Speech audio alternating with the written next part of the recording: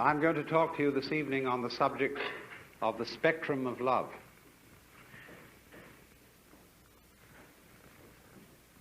We know that from time to time there arise among human beings people who seem to exude love as naturally as the sun gives out heat.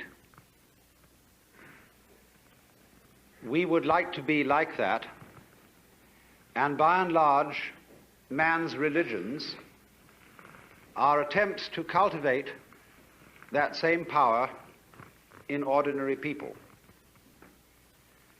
But unfortunately, they normally go about this task as one would attempt to make the tail wag the dog. I remember when I was a small boy in school, I was enormously interested in being able to do my schoolwork properly. And everybody told me that I didn't work hard enough and that I ought to work. I had an intense desire to do this, but when I asked, "How do you work?" everybody shut up like a clam. So I was extremely puzzled, but there were teachers who apparently knew how to work and had attained considerable heights of scholarship, and I admired them very much for their attainments. And so I thought that maybe I could learn the secret by copying their mannerisms. I would imitate the style of handwriting that they used. I would use the same kind of pen. I would affect the same mannerisms of speech and gesture, and insofar as I could get around the school uniform, even of clothing. I must assure you this, of course, was a private school in England, not a public school in America. But none of this revealed the secret, because I was, as it were, copying the outward symptoms and knew nothing of the inner fountain of being able to work. And exactly the same thing is true in the case of people who love. When we study the behavior of people who have the power of love within them, we can catalogue how they behave in various situations, and out of this catalogue formulate some rules. One of the peculiar things we notice about people who have this astonishing universal love is that they are apt, but not always so, but they are apt very often to play it rather cool on sexual love. The reason for this is, generally speaking, unknown to preachers, but it is because an erotic relationship with the external world operates, so far as they're concerned, between that world and every single nerve ending. Their whole organism, in all its aspects, physical, psychological, and spiritual, is an erogenous zone. And therefore, their flow of love is not specialized or canalized so exclusively in the genital system as it is with most other people, especially in a culture such as ours, where for so many centuries that particular expression of erotic love has been so marvelously repressed as to make it seem the most desirable kind of love that there is. And so we have, as a result of 2,000 years of Christianity, sex on the brain, which isn't always the right place for it.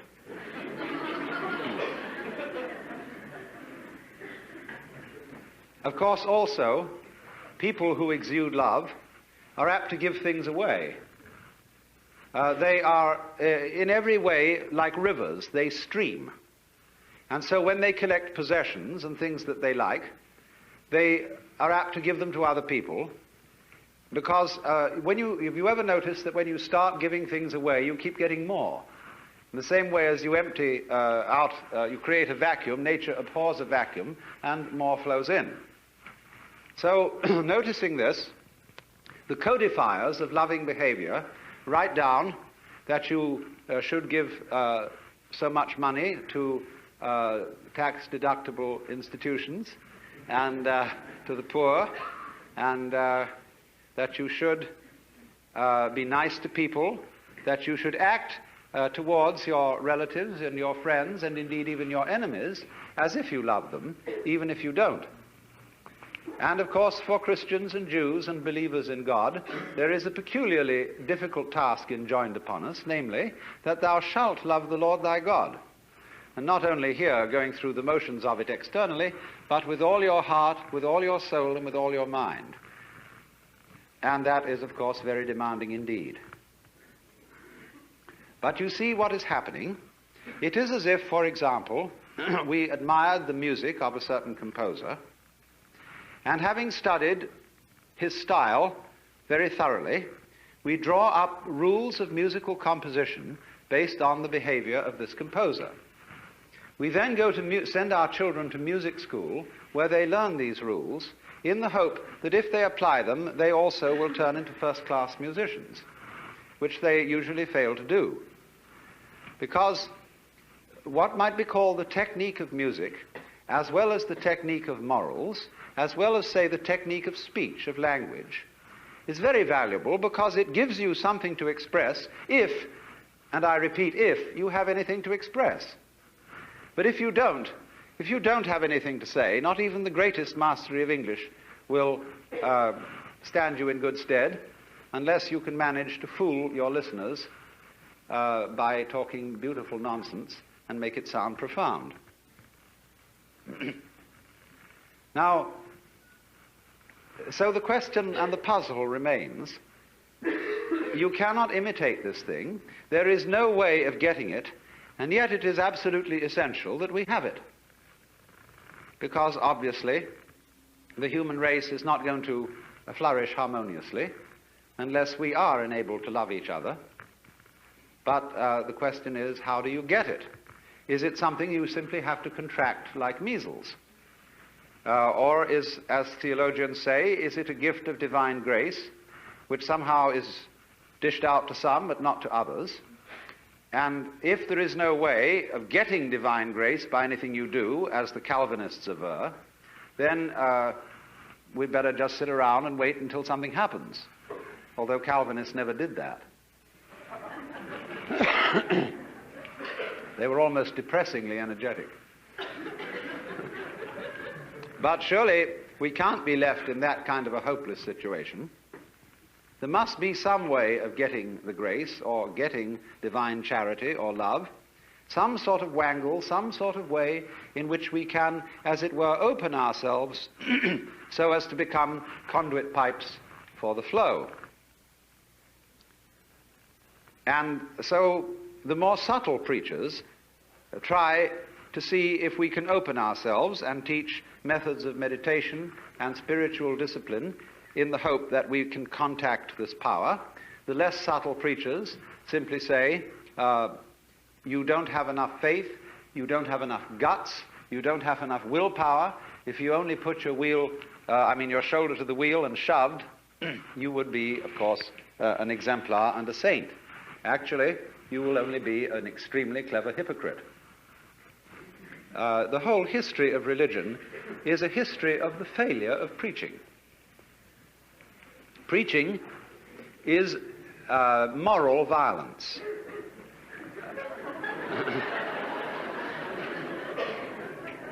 If when you deal with the so-called practical world and people don't behave as you would wish they would, you get out the army or the police force or the big stick, and if those strike you as somewhat crude, you resort to giving lectures. And I mean lectures in the sense of a pie jaw, a solemn adjuration and exhortation to behave better next time. Now, let us look at some of the practical consequences of adjuring people and commanding people to love. Many a parent says to the child, nice children love their mothers. And, of course, I'm sure you're a nice child. You ought to love your mother, but not because I, your mother, say so, but because you really want to do so. Because one of the difficulties is none of us in our heart of hearts respect love which is not freely given. If, for example, you are an ailing parent and you need to be looked after, and you have a son or daughter who feels dutifully that they should look after you because, after all, you've done so much for them. But this somehow, your living with your father or mother prevents you from having a home and a life of your own. Naturally, you resent this duty, and your parent is well aware that you resent it, even if they pretend to ignore it. They therefore feel guilty that they have imposed upon your loyalty, and you, in turn, can't really disclose from yourself the fact that you hate them for getting sick, even though they couldn't help it. And therefore, nobody enjoys the relationship. It is a painful duty carried out.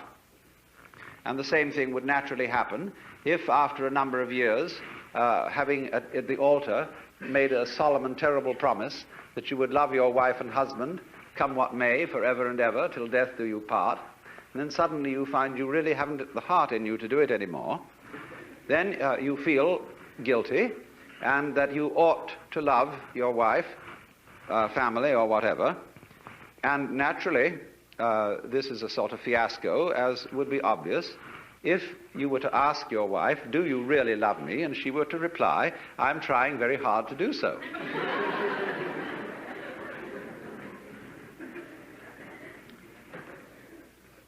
You see, the difficulty of it is this. You cannot teach a selfish person to be unselfish by any means. That is to say, whatever a selfish person does, whether it be giving his body to be burned or giving all that he possesses to the poor, he will still do it in a selfish way of feeling. And he will be able to do this with extreme cunning and marvelous self-deception and deception of others besides. But the consequences of fake love are almost invariably destructive, because they build up resentment on the part of the person who does the fake loving, as well as on the part of those who are its recipients. This is why the foreign aid program has been such a dismal failure. Now, of course, you may say that I'm talking in a very impractical way, because you would say, well, do we just have to sit around and wait until we become inwardly converted and learn through the grace of God or some sort of magic how to love, and in the meantime do nothing about it and conduct ourselves as selfishly as we feel? There is, as a matter of fact, something to be said for that. Because the first problem in the whole of this is honesty. And the reason why the Lord God says at the beginning of things, thou shalt love the Lord thy God with all thy heart and with all thy soul and with all thy mind, is not because the Lord God is stupid, but because he's very clever. That which appears to be a commandment is actually a challenge, or what in Zen Buddhism would be called a koan, a spiritual problem. Because if you exercise yourself resolutely in trying to love God and or your neighbor, you will find that you get more and more tangled up. You will realize increasingly that the reason why you are attempting to obey this as a commandment is that you want to be the right kind of person. And obviously you want to be the right kind of person for your own reasons. And so if you do, in the first place, feel selfish and come to the conclusion, as a result of trying various experiments with love, that you love yourself more than anybody else, the proper thing to do is to investigate your self-love, to find out why you love yourself and what you mean by yourself when you say you love yourself. For the reason is this: love is not something that is a sort of rare commodity. Everybody has it. Existence is love. But it's like water flowing through a hose. It depends in which direction you point it. So everybody has the force running. And maybe the way in which you find the force of love operating in you is that you have a passionate like of booze, or ice cream, or automobiles, or good-looking members of the opposite sex, or even the same sex. But there is love operating. And people, of course, tend to distinguish between the various kinds of love. There are good kinds, such as divine charity, and allegedly bad kinds, such as, in quotes, animal lust. But it should be understood, I think, that they are all forms of the same thing. But they differ in rather the same way that the colors of light, of white light, divide into the spectrum when passed through a prism. So we might say that the red end of the spectrum of love is Dr. Freud's libido, and the violet end of the spectrum of love is agape, the what is called divine love or divine charity, and that in the middle the various yellows, blues and greens are friendship, human endearment, consideration, and all that sort of fellow feeling. But it's all the same thing. And so the thing is, first of all, to get it moving, to follow whatever kind of love you have in the first place. Because you cannot control love until you have some to control, until you have it running. You've got to get your car running before you can learn how to drive it. You will not become a skillful driver by sitting at a still car in a garage any more than you will become a skilled dancer if you simply never move your arms and legs. And so the first thing then is to discover what indeed you do love, if anything, and you will find there is something. And then go into the nature of that. Now, it's said that selfish people love themselves. I would say that that is really a misunderstanding of the whole thing, because yourself is something that is really impossible to love. There are various reasons for this, but one obvious reason is that loving oneself is as difficult as kissing your own lips.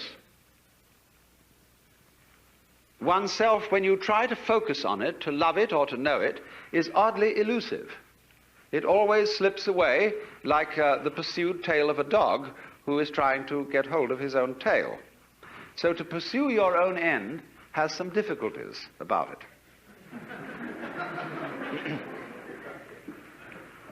If you explore what you love when you say you love yourself, you will make the startling discovery that everything you love is something which you thought was other than yourself.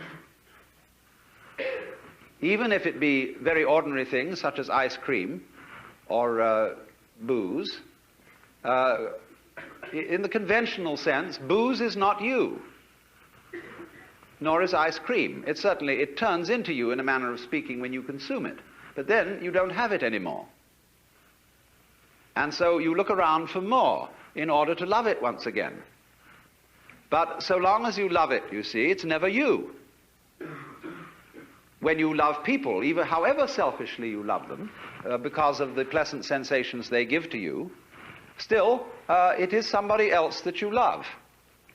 And as you inquire into this, as you follow honestly your own selfishness, many interesting transformations begin to come about in you. One of the most interesting transformations of being directly and honestly selfish, in the same way that, for example, cats are, is that you stop deceiving people. A great deal of damage is done in practical human relations by saying that you love people, when what you mean is that you ought to, and you don't really. You give the wrong impression, and people begin to expect things of you which you're never going to come through with. We have been taught, for example, that we ought to love our enemies. Now, we don't really understand what it means to love our enemies. We think it means to be charitable towards them in the hope that we will convert them, and so that they will cease to be our enemies. The real reason for loving enemies is that one needs enemies. They're terribly important to you. For example, I think that some of you here feel that you belong to a nice set of people. It may be an ordinary kind of bourgeois coterie of pleasant squares, or it may be a church group of some kind, a club, or a special cult, or just a group of friendly drinkers. But at any rate, you feel that by virtue of membership in this society, you belong to a special in-group of nice or saved people. Now, when you consider what nice people talk about when they sit round the dinner table and have an opportunity to nurture their collective ego, you will find that the most fascinating topic of conversation is the nasty people. How awful they are, what dreadful things they do, and what is it all coming to. And this very, very satisfactory, condemnatory conversation nurtures your ego. But people who do that don't seem to realize that they thereby depend on the nasty people in order to know that they're nice. They are, as a matter of fact, highly indebted to them. On the other side of the picture, the nasty people, they, on their side, consider that they really are the best and nurture their collective ego by blasting the bourgeoisie, the squares, the wasps, the know-nothings, or whoever they may be. And so, for the collective ego of the non-squares, the squares are extremely necessary. If they were to disappear tomorrow, many of us would lose a cause. Now, the minute you begin to become aware of this, it's rather embarrassing. It's, of course, humorous, and I'm glad that you see this. Because at once you begin to realize how much you depend on an enemy, or an outsider, or a group of damned people as distinct from your own group of saved people. And so you begin to realize that if your collective ego, or yourself, depends on your being on the in, but you can only be on the in with relation to something that is out. And since the in and the out are inseparable, if there is to be any in or any out, you suddenly discover that yourself is bigger than you thought it was. It includes the other, and you can't do without it. This brings about a fundamental change in the understanding of the meaning and nature of self. And thereupon, there become a change of attitude to other people, even if you continue with some formal opposition to them and disapproval of them. When then you are honestly clear with yourself what you like and what you dislike, and then at the same time yourself begins more and more to include things that were hitherto defined as being not yourself, your love, which is what you are, begins to express itself quite naturally and unaffectedly in a wider way. Now, to trust oneself to be capable of love, to bring up love, in other words, to function in a sociable way and in a creative way, is to take a risk. It's a gamble. Because you may not come through with it. And in the same way, when you fall in love with somebody else, or you form an association with somebody else, and you trust them, they may, as a matter of fact, not fulfill your expectations. But that risk has to be taken. The alternative to taking that risk is much worse than trusting and being deceived. In other words, to live together, you have to take risks. There will be disappointments and failures and disasters as a result of taking these risks, but in the long run it will work out. My point is that if you don't take them, the results will be so much worse than any kind of wild anarchy that could be conceived. You see, here we are now as a highly disciplined human race. with all kinds of rules and religions. And what are we about to do? Blow ourselves completely to pieces. Was this all a good gamble? Because you see, in tying up love in knots and becoming incapable of it, you can't destroy this energy.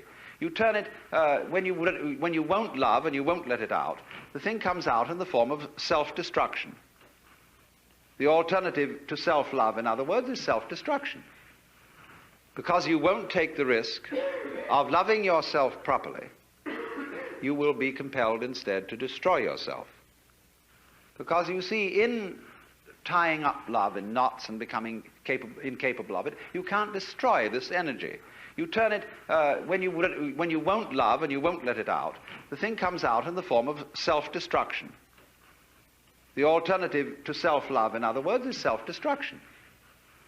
Because you won't take the risk of loving yourself properly, you will be compelled instead to destroy yourself.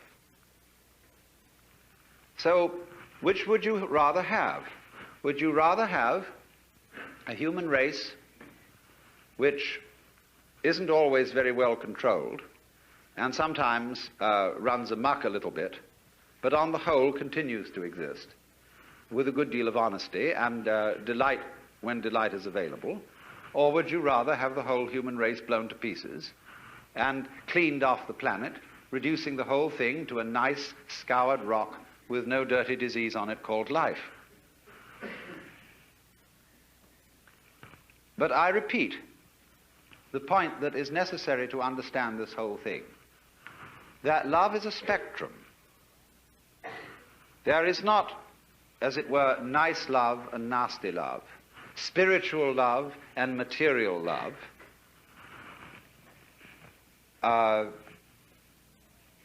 mature affection on the one hand and infatuation on the other. These are all forms of the same energy. And you have to take it and let it grow where you find it. If you find that only one of these forms exist in you, if at least you will water it, the rest of the plant will blossom as well. But the essential prerequisite from the beginning is to let it have its way.